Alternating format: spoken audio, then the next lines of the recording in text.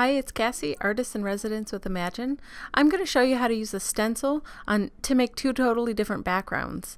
With fireworks spray and grape jelly, we're going to start with the first background and just spray all over the cardstock. Then we're going to lift that stencil and don't clean it off. We're going to flip it over and just let it nicely fall onto the next piece of cardstock and pat it down. Don't rub it. You don't want it to smear. So there you have two totally different backgrounds. So now we're just going to complete the card. I have two slightly different chipboard pieces that I've covered with black gesso. And then I'm taking some Goosebumps in Sparkle and I'm just painting over the top of that to give it some nice shine. And then I'm really going to work on both cards at the same time. I just want to complete them and kind of have them be mirrored images of each other, with some slight differences.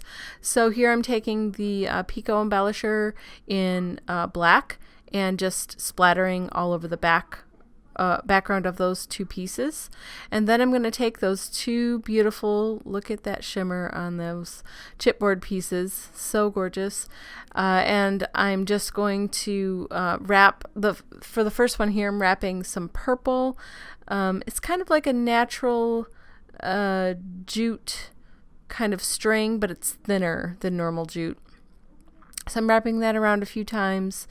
It gives some nice leading lines and a little bit of contrast. And then I'm just working on my layout. I have flowers for each of them, and then I decided that I wanted to have some Goosebumps in Sparkle on the background with those black speckles, just to tie it back to the those chipboard pieces, and to add some more sparkle, why not?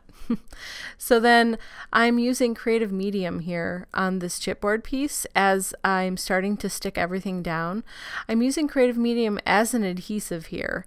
It works amazingly as an adhesive. Once it's dry, it doesn't budge anywhere, and you can use it on many different types of surfaces. Here I'm using it on the chipboard and on the those flowers, and I'm also using it on the back of stickers.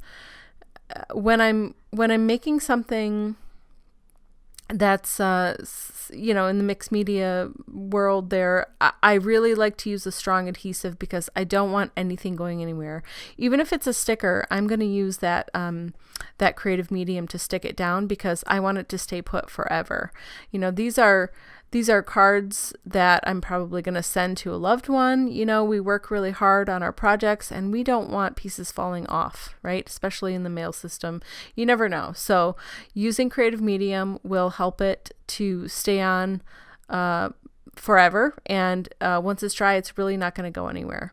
So then on the second card here, I'm using kind of an ivory color of that thin jute string there. Same type of string, just different color, and I'm just gonna mirror the layout. And then again, I'm using the creative medium to stick all of this stuff down. So I'm using it as an adhesive. So you want to have a good amount of creative medium, but you don't want so much that it's going to sort of seep out the edges. You could always wipe it away, but yeah, you just want to find a good happy medium there. To stick down all the pieces and have them stay in place, have enough of the adhesive to keep it in place, but also not too much. So then I'm just finishing the cards with a little bit of Nuvo drops there. So now I have the card bases, which are 5.5 by 11, and then scored and folded in half. And I'm putting that tear-it tape right at the edges so that the ends of the cards don't curl up over time, so they stay nice and flat. So here you can see I've made two different cards with one stencil and one application really, and didn't waste any product. I was able to use the positive and negative of the stencil, and depending on what kind of pattern you're using, you could have very different results here. These were super fun and easy to make and really quick. And I really hope that you enjoyed watching this video as much as I enjoyed making these. And as always, for more inspiration, please visit imaginecrafts.com. Thank you.